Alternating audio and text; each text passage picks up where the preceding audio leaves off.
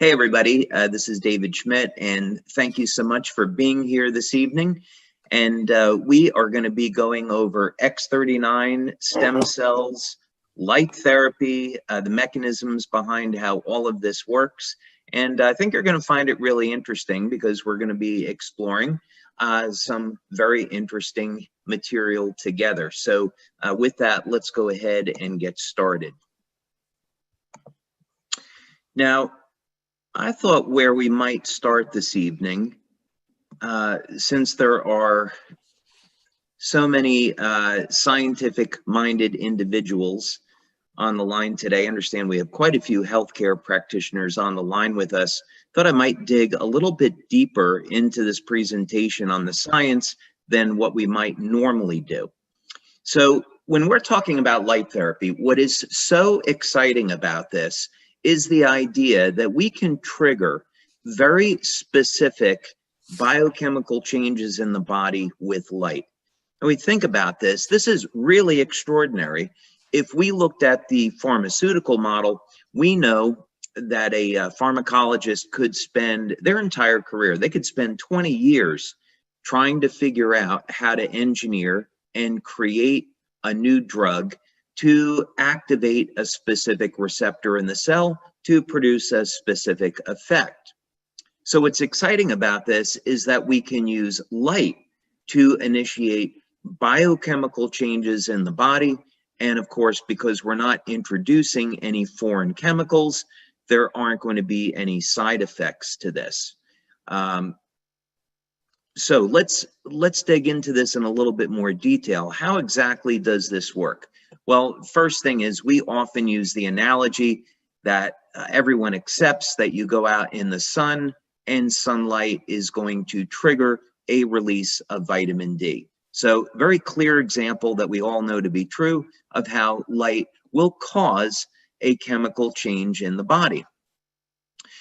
This area is known as photobiomodulation. And one thing that's very interesting is that if we go back 10 years ago, the biochemical mechanisms for photobiomodulation, or another way we can think of it is low-level light therapy, the biochemical mechanisms weren't really very well understood.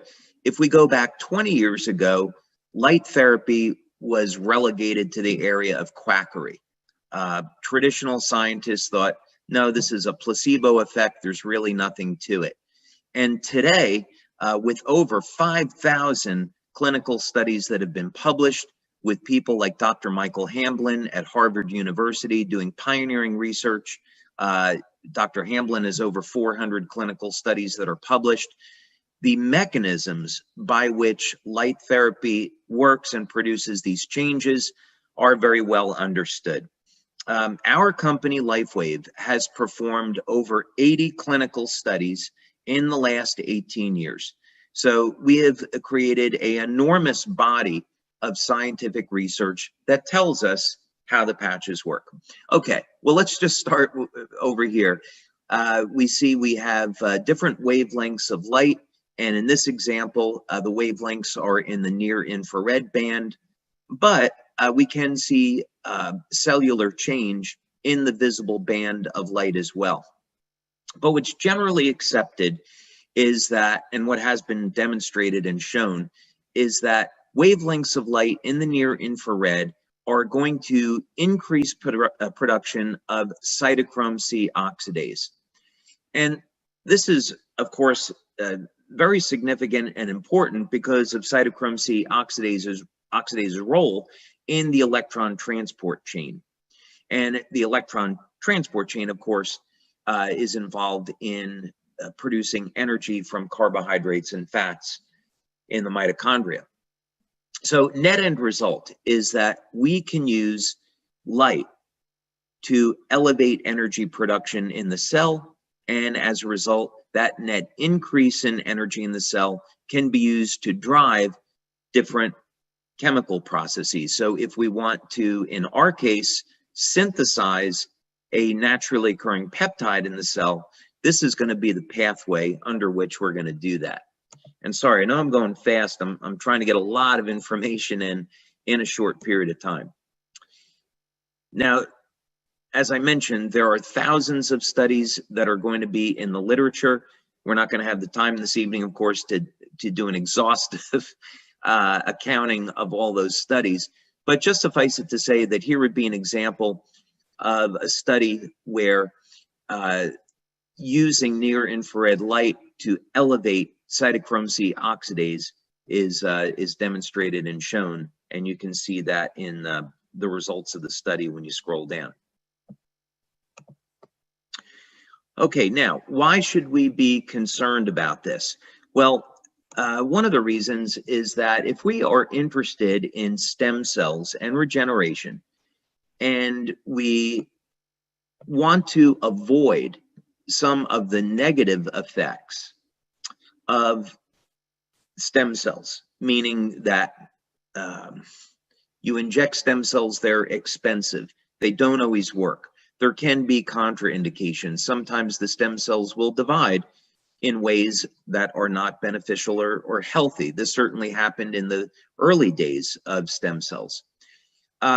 What if we could use light to elevate a peptide known to influence the activity of stem cells in the body? And that's exactly what we're doing here. Now, Dr. Lauren Picard has spent over 45 years investigating copper peptide. As a matter of fact, he is the scientist that discovered copper peptide. And there's two peptides here that we're interested in, GHK and GHK-Cu. The difference is that what we've seen in our studies, which I'll show you in a moment, is that first X39 will elevate GHK, and then GHK will bond with copper ions. It has a very high affinity for copper, and both GHK and GHK-Cu are going to show a number of metabolic benefits, but specifically, we're going to look at the role of GHK-Cu in stem cells. So here is a study that I think you would find of interest because it shows the role of GHK in regeneration. This was published in 2015. And the mechanism is extraordinarily interesting. When we think about how are human beings going to benefit from stem cell therapy, we often think in terms of injecting young, healthy cells into the body. And that's certainly one way to do it. But what if we could take the endogenous, naturally occurring stem cells that are already in our body and get them to function like younger, healthier cells? And this is one of the really exciting things about copper peptide. You can see here that one of the things that was discovered by Dr. Picard is that about 4,000 genes are regulated, either up or down regulated, but essentially resetting those genes to a younger, healthier state. So this means that the stem cells can behave like younger, healthier cells. Here's a later study that was published in 2018. And when Dr. Picard began to see the regenerative effects of copper peptide, he then, of course, naturally concluded that copper peptide must be showing a role in stem cells. And of course, it turned out that he was correct. And what is actually going on here? Several things to be very interested in. First, copper peptide is going to reset cells to a younger, healthier state by altering gene expression. Then those stem cells are mobilized through increased expression of P63. And here is a study that was actually looking at that. What happens when you elevate copper peptide in the skin? Now, not only will copper peptide increase the ability of stem cells to get to an injury site, but in addition, copper peptide has been found to revert the stem cells in the skin to pluripotent stem cells. So this means the total number of circulating stem cells increases. And in other studies that have been published, this leads to regeneration of damaged tissue. So we, of course, have done a significant number of studies, and you can find them here. We're not going to have time to go over all of these this evening. We have 9 clinical studies that we've completed so far on X39. Because of COVID, there have been delays in getting those published. We have one in particular I'm really excited about. It's a 50-person double-blind study on looking at X39 on how it elevates copper peptide. We have the predecessor to that that you can see here that was published. But basically what we show is that within the first 24 hours, X39 elevates GHK. And this is why when you look at metabolic studies that we've done on X39, it shows that most people are going to start to feel results in as little as 24 hours, and vast majority within the first 7 days. Okay, let's back up a little bit here.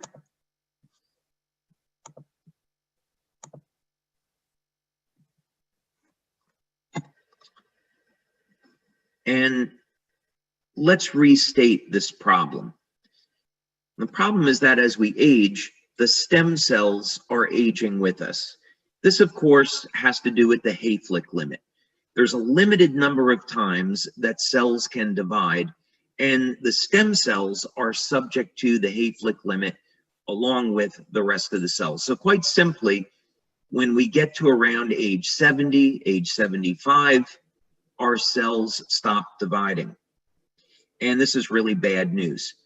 Anybody that has gotten over the age of 60 or 70 knows that their ability and their capacity to heal and recover from an injury has slowed down dramatically. This is a result of a degradation in the quality of the stem cells, their ability to proliferate, their ability to release growth factors, and eventually, of course, we don't have any more stem cells. So most of the solutions that companies are looking at is, let's take young, healthy stem cells and inject them into the body. And there is not a major success of this that's available today. Most governments have not approved stem cell therapy. There's only limited, very limited approvals. Most of this has to do with bone marrow transplants.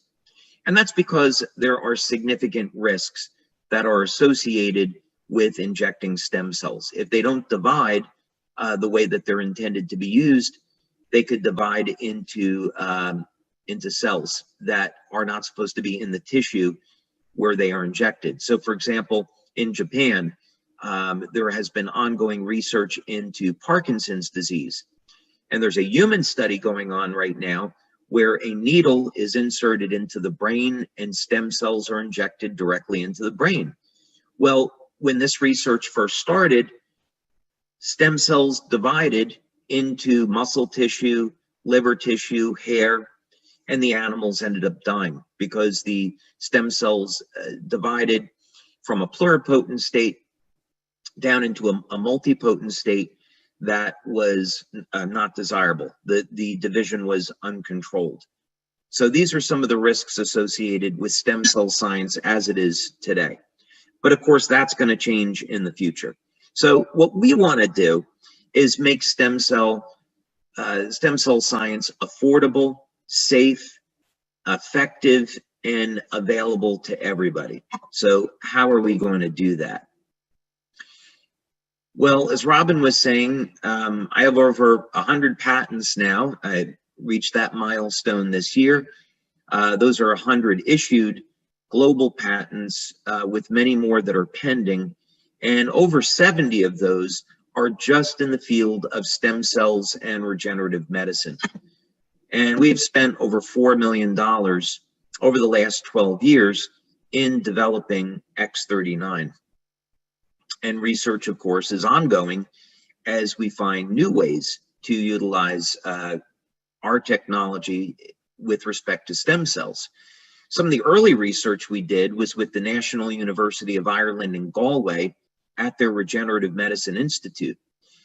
This research was actually funded by Scientific Foundation Ireland, and Remedy, by the way, and NUIG is in the top 2% of universities globally in the field of stem cell research. So when you go over to the west coast of Ireland and you're at this institute, you can find all of the major healthcare companies doing research there.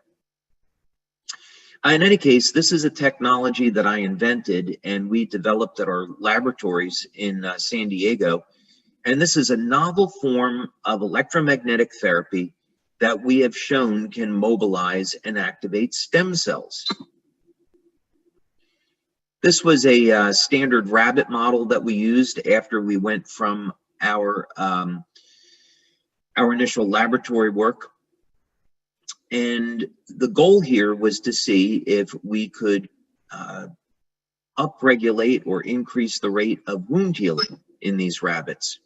So a diabetic ulceration was formed over a period of 7 days. And then we had a control group and a group that was treated with this electromagnetic coil. And we looked at the rates of regeneration. And in this very first trial, we were able to hit statistical significance and see that just using energy, we could activate the stem cells. We didn't need to use a stem cell injection. Now, what was also really significant about this study is that when you apply stem cells directly to the site of a ulceration, the rate of wound closure is identical to applying an external electromagnetic field. So this was the first indication that we had that you didn't have to give a stem cell injection. And that was really exciting. We could use energy to activate the stem cells in a body and accelerate wound healing, plus all of the other amazing benefits associated with stem cells. Now, at our labs in San Diego, we use a standard stem cell model. This is a planaria, and planaria have remarkable regenerative capabilities as a result of the sheer number of stem cells that are located in their bodies.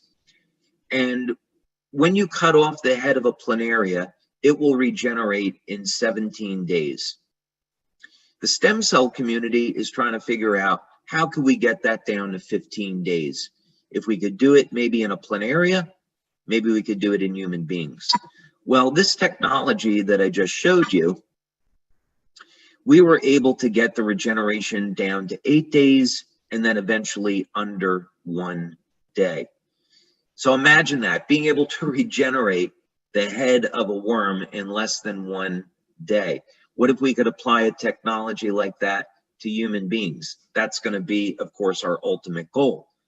But this technology is very expensive, and so we want to be able to offer an affordable way for people to activate stem cells.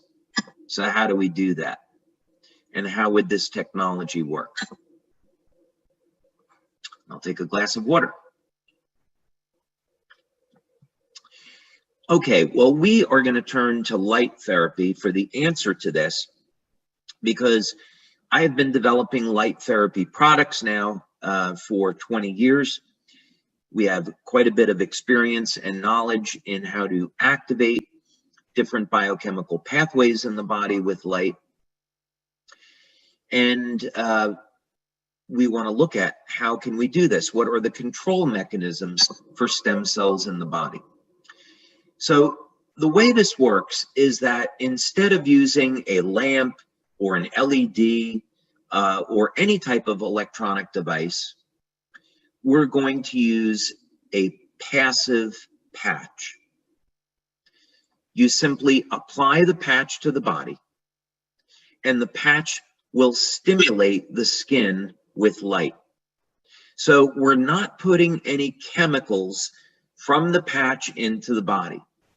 The materials in the patch are completely sealed, and these materials are activated by your body heat the patch will stimulate the skin with light and produce a biochemical change.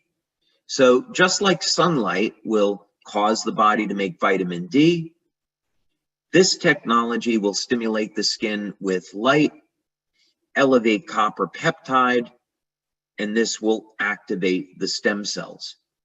And by the way, for the practitioners that are here this evening, when we use the term activate, this is just another way of saying that we are enhancing the ability of the stem cells to proliferate and go to where they're needed. And that, of course, is going to be the site of inflammatory cytokines where there's an injury. We know stem cells are attracted to that type of inflammation.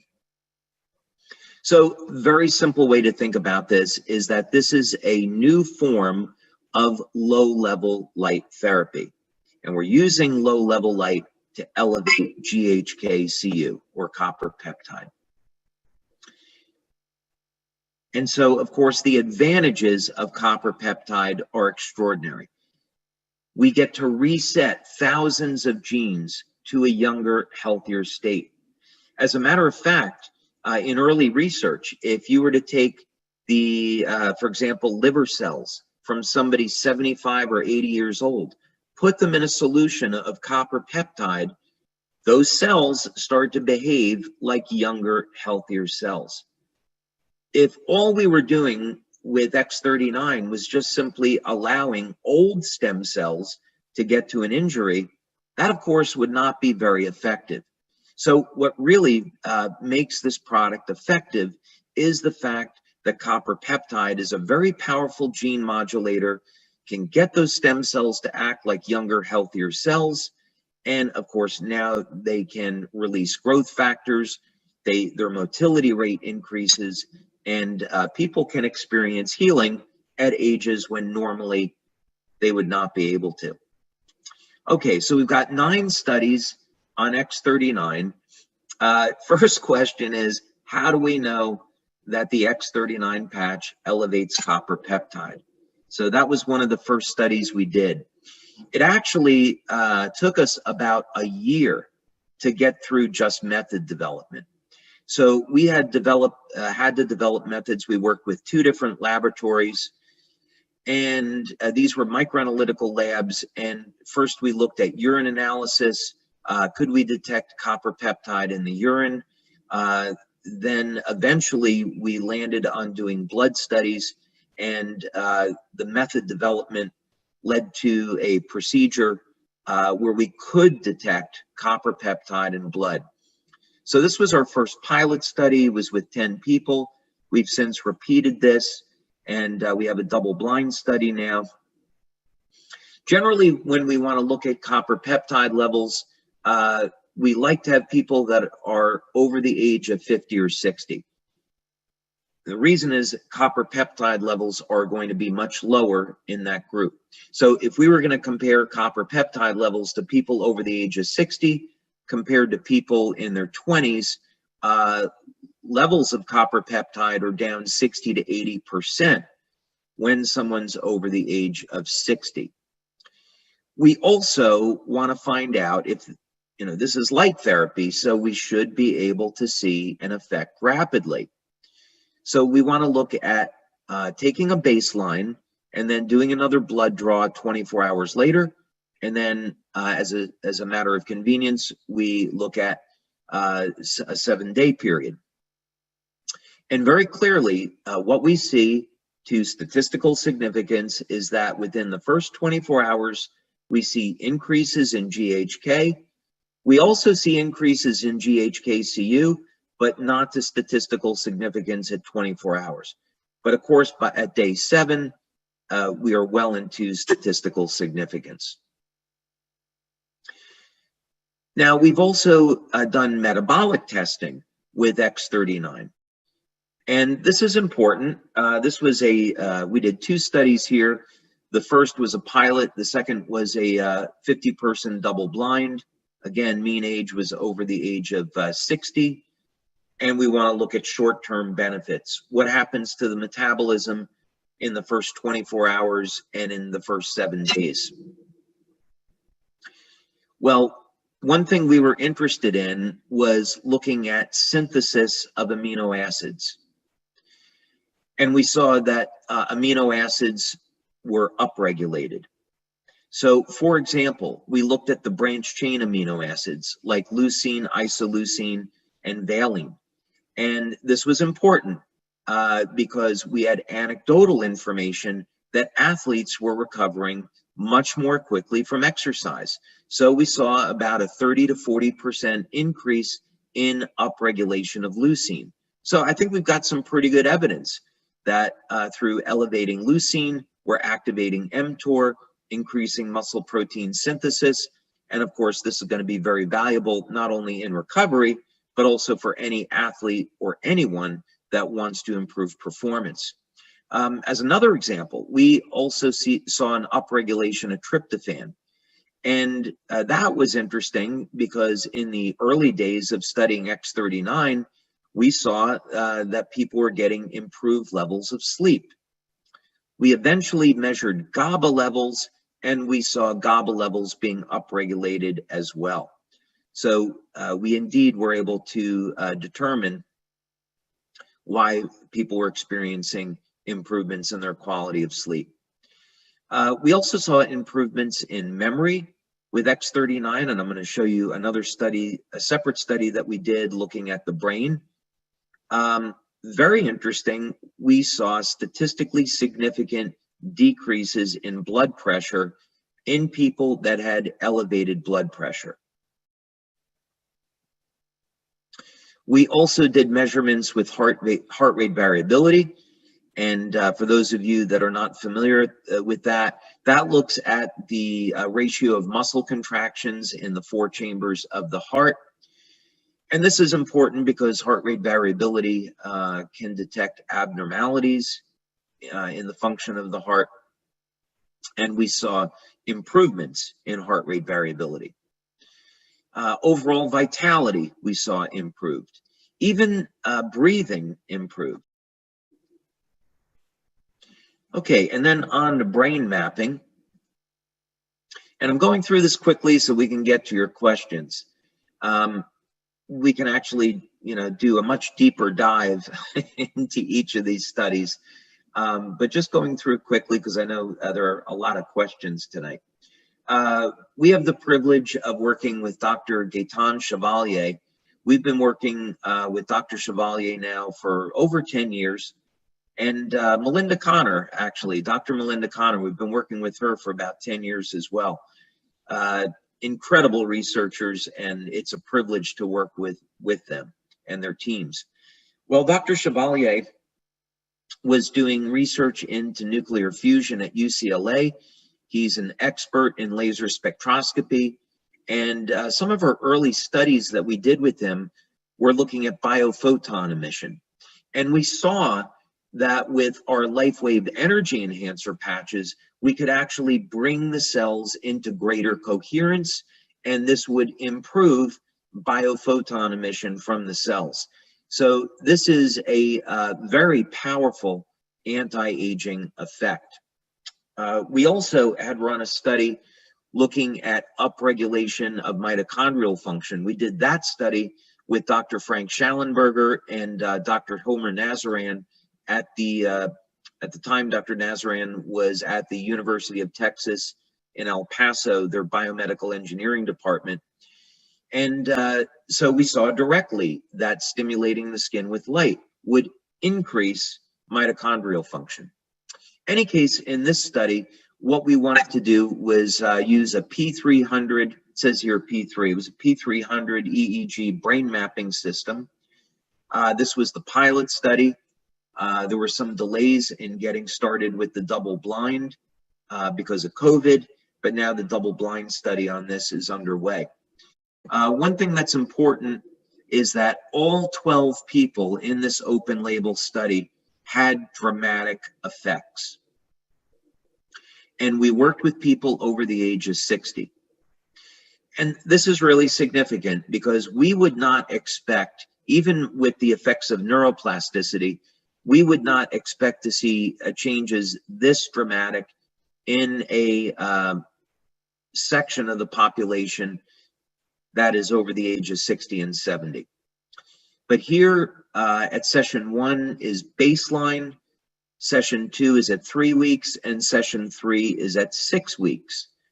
And what's happening is that the brain is shifting into a greater state of coherence. If we want to solve the problem of aging, the problem of aging can really be thought as a state of our bodies going from perfection, from the divine design, from a state of coherence and balance into a state of disorganization. And we see this over time, the degradation of the structure of the cells. Well, what would happen if we could reverse that and bring greater coherence to the cells, and of course on the macro level as well? And this is what we see with our products, that they establish greater coherence, and this is some proof of that. Here's the 67-year-old man. Now, I want to highlight the difference between these two, because most people are going to see results with X39 within the first week, and their first month using the product, most people are going to get great results. Some people, however, require a little bit more time, maybe about 10 or 15% of the population. So if you have a patient that's using X39 and they don't see the results the first 3 or 4 weeks, that would not necessarily be unusual. You can see by session 3 here at 6 weeks, already there's a very significant improvement as compared to baseline. So some people are going to take a little bit longer, but it's only about 10 or 15% of the population. Okay, and then just moving quickly now, many of you might have already seen these testimonials, so we'll go quickly through them. But some of the dramatic effects we see with X39 are in the area of wound healing. So sometimes it can be a scar that's more than a year old. Even we've had people with scars that were 18 years old. They still saw a dramatic reduction in the appearance. Or here, this is just after 2 weeks on a more recent scar. X39 can be applied behind the neck, below the belly button, and it will produce a systemic effect. Some people prefer to put the patch at the site of an injury, and of course, that's fine too.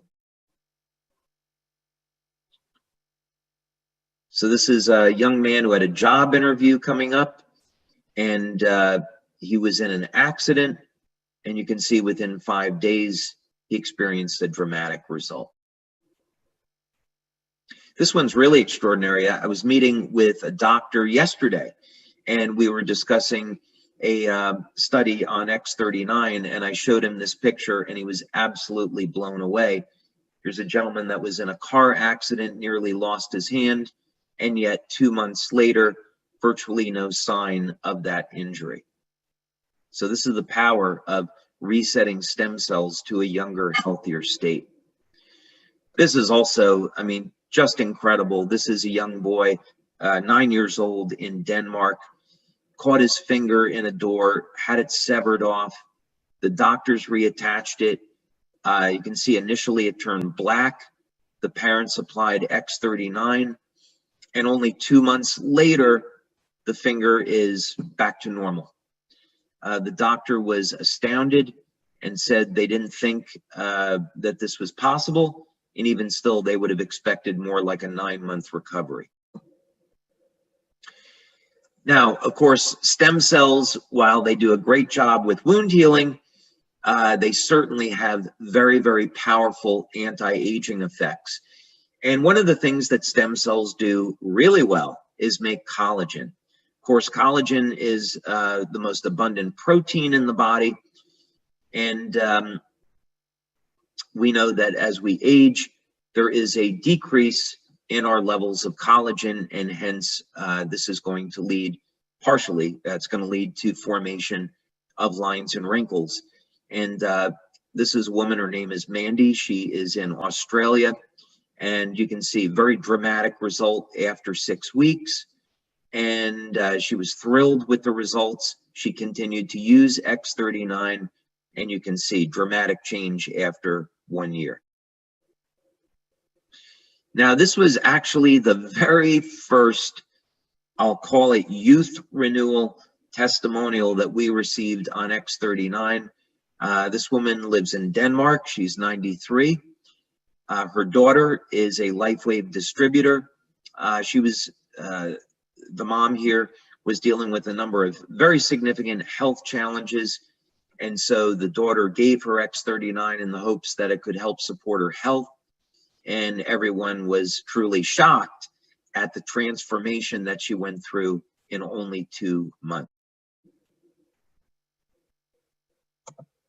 So this is all to say that through our research and through practice, we have found that you don't have to have injections of stem cells, that activating the stem cells with copper peptide can lead to remarkable health benefits.